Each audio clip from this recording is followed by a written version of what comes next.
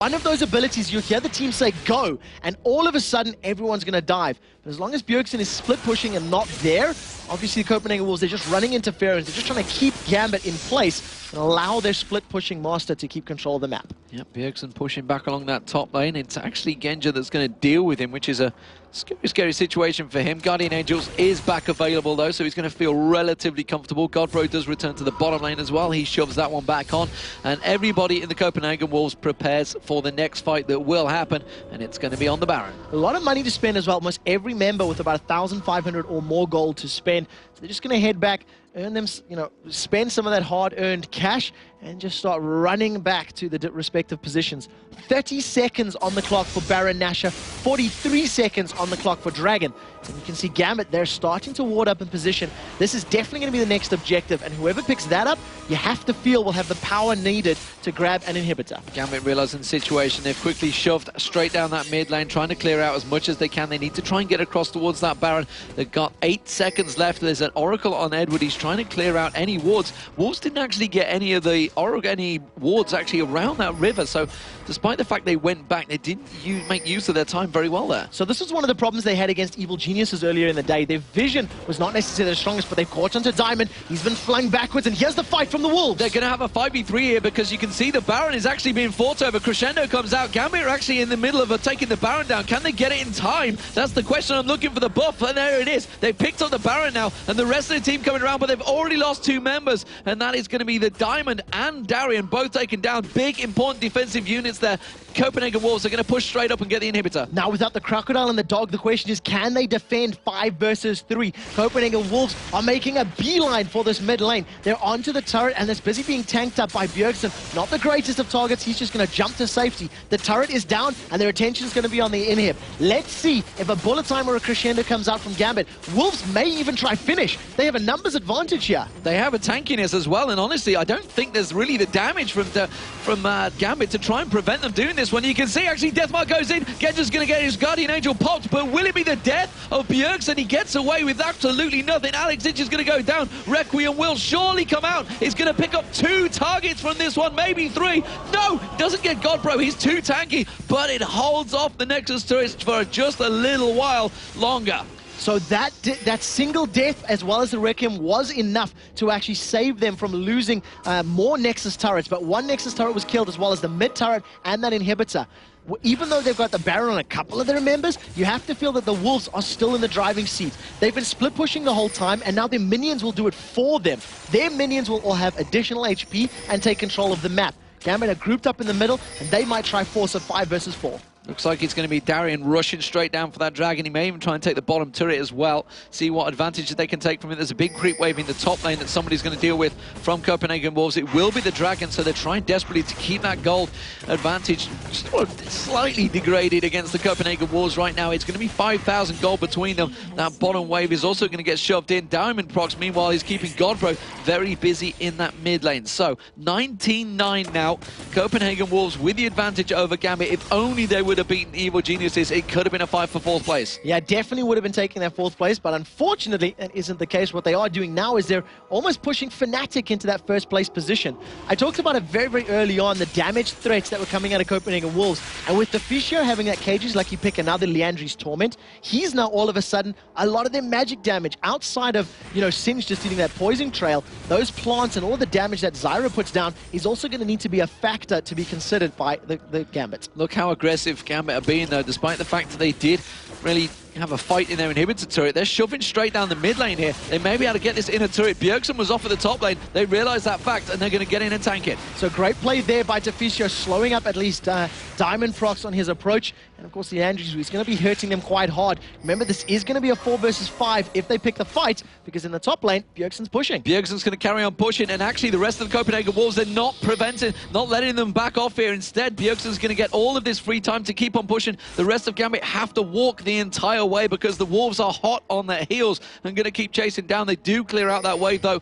And, well, the rest of Wolves now, they're following the Super Minions up the middle. Yeah, look at the positioning here for the Wolves. They've got them out positioned. Godbro has popped Insanity Potion. Ghost is about to become available for him. It was him that started the fight, not last time. We may see something similar. A massive wave of minions on this bottom lane means the Wolves are rotating around. They've caught out Edward. They've caught Look at the damage. Oh my word, they can see the volleys coming through. Everything's going thrown back towards him. He's already down at half hit points. He's going to have to be pinpoint accurate with that crescendo if they're to land it this time. Gambit just desperately fighting, fending them off from that mid lane. They ping Super Minions getting in towards that mid lane, and Copenhagen Wolves realize that Diamond is going to have to deal with them, and now they turn around. The moment that Diamond steps away from that lane, they go for the inhibitor turret. They're going to take it down, and now the damage is going to go on towards Darian. They flip Darian in there. He slices and dices across. Crescendo does manage to flip across the entire team, but Darian's so low right now. The focus is all on towards Darian. He's going to run away from this one, and now Alex Ich with that Bjergsen diving all over him. Bjergsen should be able to pop down Alex Ich. One member goes down, two members go down. Bjergsen gets on towards Genja. That Guardian Angel's not going to help much longer. The Tess is there. Requiem's going to come down, but Diamond procs one more snipe shot. No, he couldn't quite get the volley. Guardian Angel's going to come back up.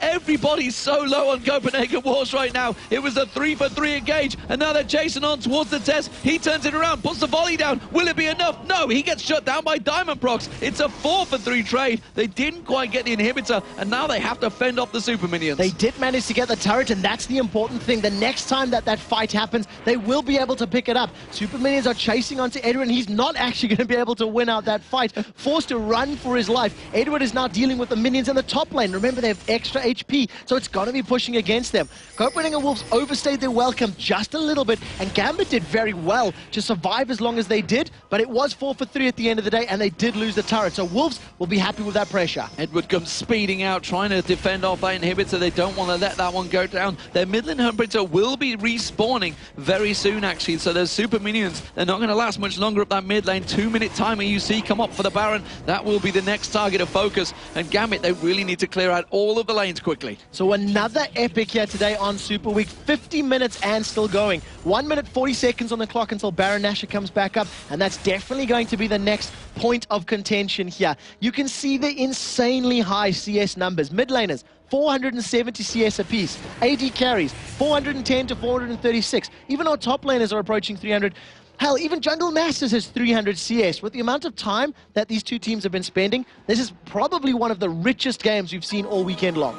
Yeah, you can see they're both at 82,000 right now and 78,000, so just 4,000 between them. That really doesn't equate for a great deal right now, because honestly, they are all approaching their 6 items. You can see 20,000 on Bjergsen now. That's being closed in also by Alex Ich. Both the AD carries, it's just 1,000 gold between them, but when you're talking 18,000, that 1,000 gold is not the biggest gap right now. So who is looking the stronger in terms of items between the two? We do see the Guardian Angels were popped by the Tess, but it is back available for Genja. That could be important in the next fight. Definitely. They're going to be able to be that 6th man effectively if they pick a fight, and it looks like they're about to pick one. They've stunned up Svenskeren, and there they go. Well, Darian went very aggressive there, but got caught out and couldn't quite get the stun down, and takes a hell of a lot of damage, and suddenly they're going to turn this one around. Godbro goes in, puts the Insanity Potion. Ultimate comes out from Darian. There's the Crescendo hitting across them, but Godbro, he's running around the entire team. There's Alex Ich, got a great defile, and Bjergsen goes deep, but immediately gets exhausted. He does manage to get the pop down. Requiem comes out from the rest of the team. That's going to do a hell of a chunk of damage, but Copenhagen Wolves are still continuing to chase this one out. The Tess manages to get a double kill. Can they chase through? Flash! Fling! Godbro, Genja gets down. It's a triple kill there. The Tess manages to get down. Darian's going to go down as well. That is going to be Svenskeren. Edwards being chased out. Has he got enough to poke down Godbro? No, he's going to fling him around, and now Edward has to get back to base. The inhibitors are respawned, but I think he might just be enough to finish it off. The Tess is allowed. They've done it. They've done it. The Copenhagen Wolves have beaten Gambit. They have enough time to finish here. Svenskeren has got a lot of armor. He can tank. And look at the minion wave moving up here from the mid lane. Copenhagen Wolves kited and stayed alive for so long in the mid there. This is going to be the game. Copenhagen Wolves finished the weekend 4-1, only dropping a match to Evil Geniuses. They will place 5th in the league, but what a game. They have been giving it to Gambit all game long, and they are going to pick up the victory. What a fantastic result there for the Copenhagen Wolves, finally taking down Gambit and giving Fnatic first place in the league for the final matches. And wow, another epic comes out there. 52 minutes And, well, the hands get shaken. Great sportsmanship between these two teams. And, well, look at the scores. 10-6-8 Bjergsen. 486 CS, 420 CX for the Tess, 450 for Genja, 473 for Alex Hitch. This was such a high kill rate game, high farm rate game. Things took a long time to get going, but boy, did they get going. Yeah, exactly. Such a great, exciting, exhilarating match. And Evil Geniuses are going to need to be scared. Copenhagen Wolves are going to be coming into the playoffs, into that best of 3, fully aware of who their opponents are. And with that victory, the Wolves will be looking to make it to the semis. And would you believe it, God, bro? He finally died, but just the once. Just the once. His KDA is incredible. So we are going to pass over to the analysis desk to take us through that epic. It was a 52-minute thriller. It's going to be Joe Meller and Jason Kaplan. Thanks a lot, guys, and a thriller it definitely was there, Jason. Absolutely brilliant game. Copenhagen Wolves, wow. Last game of the season for them here, and my gosh, they're such a different team to what we start. I mean, they literally are a different team because of Bjergsen coming in. You have to wonder what would have happened if Bjergsen just 3 weeks earlier was 17.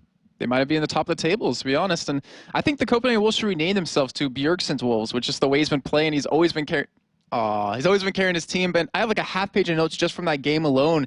I mean, we started off with Diamond getting a really nice gank onto that bottom lane with Darien, where he flashed in, got the stun, picked up a kill on the Tess, who just realized after his flash is down, you know, I'm not going to survive. I'm red pot at barrier. I'll just save it for another time.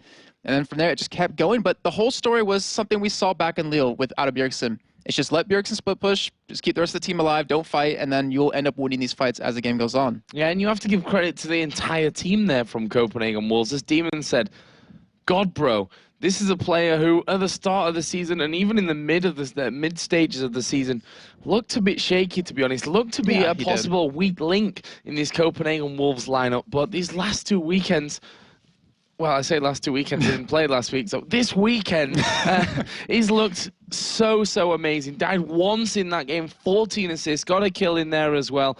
Was such a big impact player on that one. You've got Svenskeren in there as well, who his Jarvan's been amazing. The Zin that he played earlier on was awesome. The Cho'Gath here was perfect almost at 5-1-12 as well. And then, you know, you talk about the test. Not the best laning phase that he could have wished for, that's for sure. Yeah. But he finished on 426 CS, 7-5 for 9, making a massive impact on the game. Yeah, they all did individually, and there was like this really long period of time where nothing was happening at all, and it was all because the Wolves were just trying to let their team farm up. Like Godbro, they want to get a couple of items on him, but more importantly, they wanted Bjergsen strong enough to 1v1 anyone on the team, which you end up seeing or saw happening with Darren. He blew him up completely in one full combo, and from that, like Wolves are like, okay, we can finally start doing something because we know no one on Gambit can really survive against this burst that we have out of Bjergsen. That was the story of the entire fight, and you know, as the game went on, it wasn't even Bjergsen that was the one that was shining through in the later team fights. It was all about, well, it was all about him stalling pretty much the back line of Gambit and letting the rest of his team pick up those kills. And you mentioned Godbro. Every initiate was out of him, and he created those opportunities for those fights to happen. So let's have a look at the replays then. We've got 2 for you from that match because it was such a great one. And talk us through where we are at in the game and what's going on in this first one. Okay, so we're 44 minutes in. You know, the Wolves have about a 5,000 gold lead, but the big thing is that we have a 2-man Baron happening out of Gambit, and the rest of the Wolves are trying to look for an engage here. And just as we mentioned, Godbro, he's the one that's going to start this thing off. So let's get the replay on your screen and show you exactly what happens here and why we wanted to highlight this replay, because it was all about Wolves catching Gambit off guard. So you see right here that the rest of the Wolves are pretty much trailing from behind. They're going to come in, and you have that 2-man Baron, like I was mentioning, happening over with Gambit, with Alex and Genja. So they're missing their major 2 damage dealers.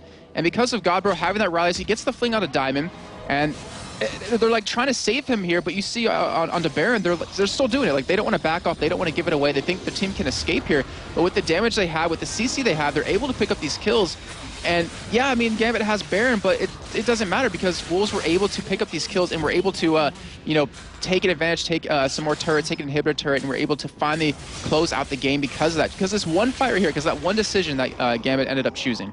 There's some interesting things in there as well, like putting the Ignite on Singed, for example, which not 100% sure if that's what they really should have been doing in that situation. But Godbro, as I said, we saw him really liking this Singe play early on in the season. It was pretty hit and miss, if we're being honest about it. It wasn't definitely right up there at the top, but this was, you know, perfect Singe play in there, you know, being right in the back, keeping the glue coming out there, flinging the targets for protection and also to get things going. Brilliant. And more importantly, like, was the fact that he wouldn't die. Like, he would go in and out of the fights, take enough damage to, you would pretty much force Gambit to attack him as much as possible, but then he would escape, come back into the game, or into the fight a little bit later when the Sendy potion gave him the extra regen he needed, not to mention the Spirit Visage on top of that. Yep. And then it'd be even more annoying, and, we mentioned him again because in this next replay we're going to show you, another fling sets up this entire fight and pretty much causes the Wolves to end up taking the inhibitor yet again, almost finishing the game, but not quite.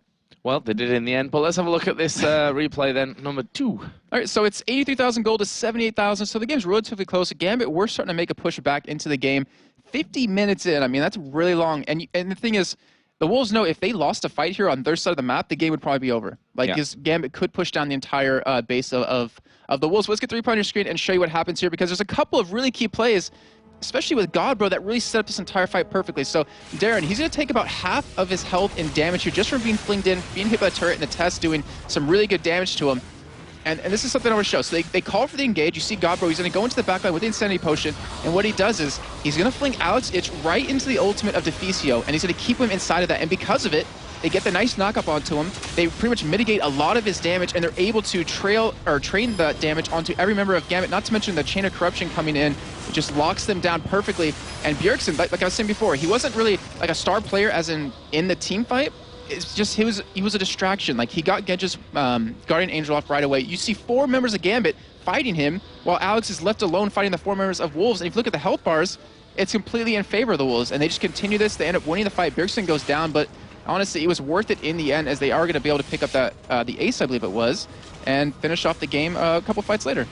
Yeah, really nice play from the Copenhagen Wolves, and we have to say, they're without doubt the most improved team here in the LCS. Yes. I think there's no question about that. So let's give our MVP to this game. And again, it was a really hard one because of the various different things. We actually are going to have the test here for our next section. He's already waiting here off to the side, so I'm going to be careful what I say here for this one.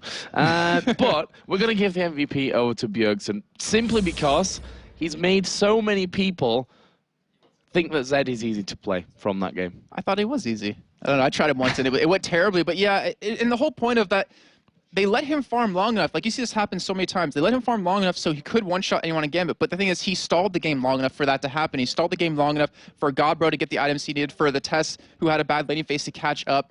I mean, that's why we give him the MVP, and we mentioned before, Godbro, he played an extraordinary game, and we have to give him a little bit of a notice there too. Definitely, and Svenskeren, that Cho'Gath was in the right place at the right time. We saw some extremely clutch silences out of him in team fights, and ruptures as well. So overall, again, I wish we sometimes had like a team MVP just to give them all one. And I like how you mentioned Svenskeren, because we've highlighted him consistently in the weeks, saying his champion pool is very limited. He's running Jarvan's in, that's it.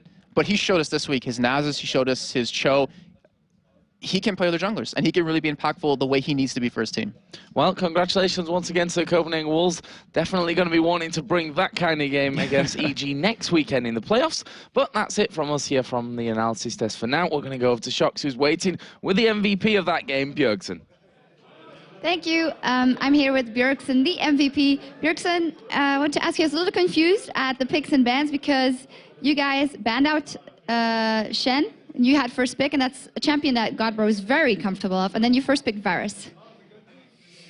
Yeah, I'm going to have to admit, we kind of choked in Champion Select. We wanted to ban Kayle instead of either Shen or Thresh, because we pretty much banned all the champions we wanted to play. So when we were going to first pick, we were like, they don't play Varus, we don't have to first pick Varus, but we don't have anything to first pick. But if we were going to ban Kayle instead of one of them, because Kayle makes Zed safer first pick or second pick. So we kind of fucked up, I'm going to have to admit it, but it worked out in the end. All right, it went late game again, and that's when it gets scary against Gambit. They also had a Nasus and a Karthus who could just farm it up, so what was your strategy to not let them win? When we got to late game, we already had a bunch of towers because we had the Zed split pushing, and it's just super strong because I could get so many towers, and Godbro could be farming bot lane, and we just had so many towers that we always had Baron control, we always had Dragon control, buff control. And when we got to late game, we had that advantage, and we could still win. I interviewed Krepo before after he won against you guys, and he said, yeah, we have the mental advantage now going into the game, but then such a strong game against Gambit. How do you feel going into that best of 3 next week? I would say we're feeling pretty confident. the game against EG, we did some obvious mistakes, and once Froggen starts getting snowballed on that Twisted Fate, there's no way back. And we did some obvious mistakes. We know what we can change, and we're really happy after this win against Gambit. Thank you very much, Bjergsen. All right, Against All Authority showed us that they have no intention of exiting the LCS by bringing down EG on Friday. We all know underdogs are the most dangerous competitors, so can they do the same against Dragonborns? We will find out after the break.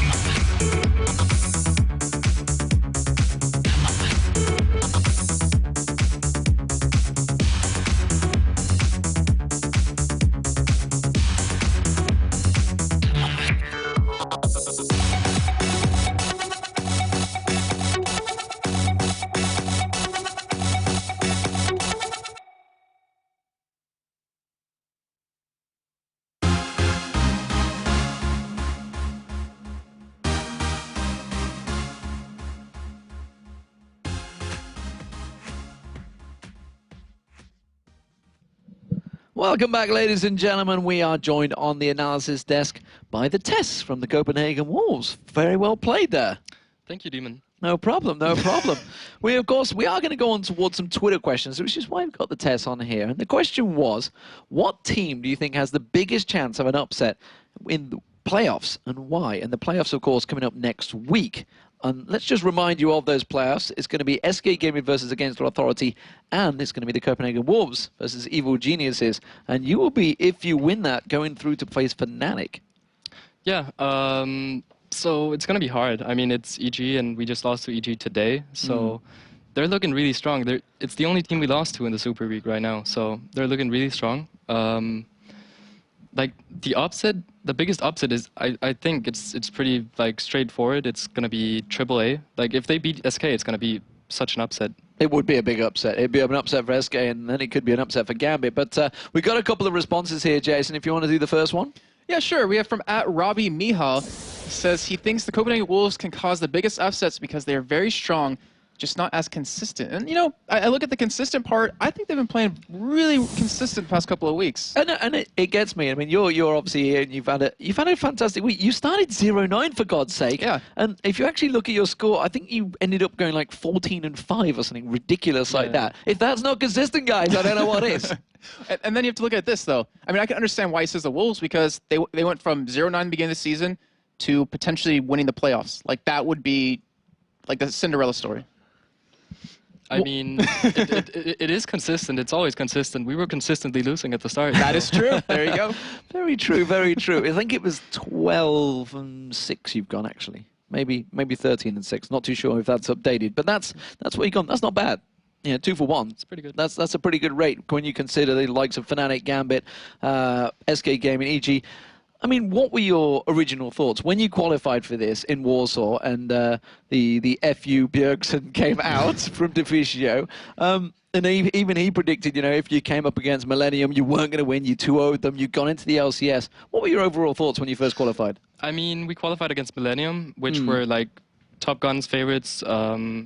As you said, we didn't expect to beat them, and we built up a lot of hype going 2-0 against them. So we had a lot of, well, we had a little bit of pressure on us. We're still not the new team, but we had some pressure on us. We weren't really sure how we were going to do, to be honest, because it's all these great teams that we haven't played that much against, and well, it didn't go so well. We had a lot of close matches, but obviously we went 0-9, so. I remember casting the group stage of you guys where you played versus against Authority, and they just wiped you guys off the floor, to be honest. They ran like a Karthus, Ezreal, Lux combo where they would just blow up someone and just roll all over you. And actually, Quickshot and I were casting that. We're just looking at it like, wow, this isn't the Wolves we expected. But then you guys got through group and you came back into it. Like I said, 2-0 Millennium. I mean, we were caught off guard, but I guess that's like the low points and on the high points of the team is that you guys can surprise people. Yeah, I mean, we came into the qualifier. We played the very first match against AAA. We weren't quite sure what to expect. They come out with the Karthus, the Lux, like in the same comp, and they just demolished us. And we were kind of down with that, like by that. But then we came up against, I think, Moops' team. I don't remember their name, and TCM, and we got some pretty convincing victories. And we were kind of back. We knew we had to face Millennium, but we were kind of.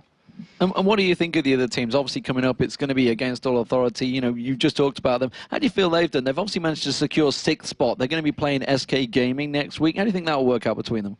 I mean, AAA, they're a strong team. They've been pretty consistent throughout the season, I think. Since they replaced Coralius with Dude, they've grown even stronger. So they're actually looking pretty strong right now, I think, and they have potential to beat SK. So we'll see how that works out. That will be next Friday, but right now it's going to be against All Authorities facing off against the Dragonborns. And well, you can see I've changed places, which means Joe Miller has changed places. He is going to be taking this one away with Trevor Quickshot Henry.